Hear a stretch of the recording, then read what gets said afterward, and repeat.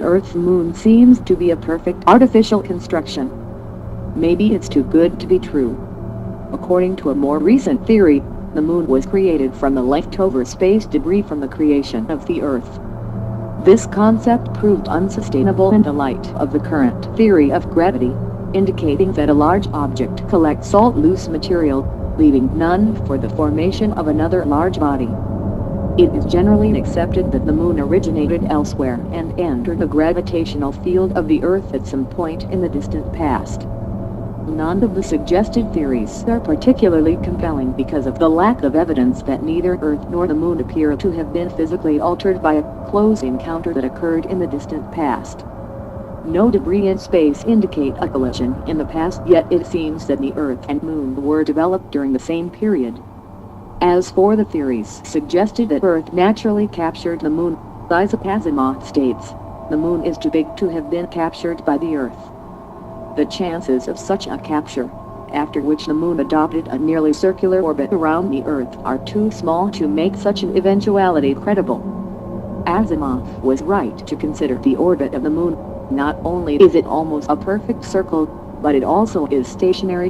One side is always faced towards Earth with only the slightest variation. For all we know, it is the only natural satellite with such an orbit. This circular orbit is one of the most strangest things when it comes to the moon, considering that the center of mass of the moon is over a mile closer to Earth than its geometric center. This fact alone should produce an unstable, wobbly orbit, as well as an off-center mass. Interestingly, almost all other satellites in our solar system orbit in the equator plane of its planet. The moon's orbit is strangely closer to the Earth's orbit around the sun, inclined to the ecliptic of the Earth for more than 5 degrees.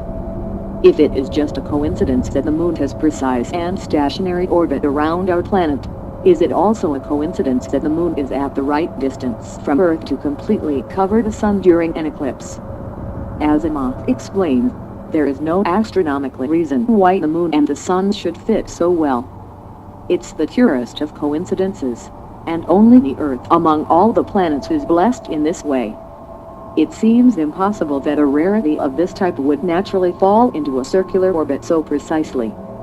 It is a fascinating enigma well articulated by science writer William Roy Shelton, who wrote, "It is important to remember that something had to put the moon in or near its current circular pattern around the Earth.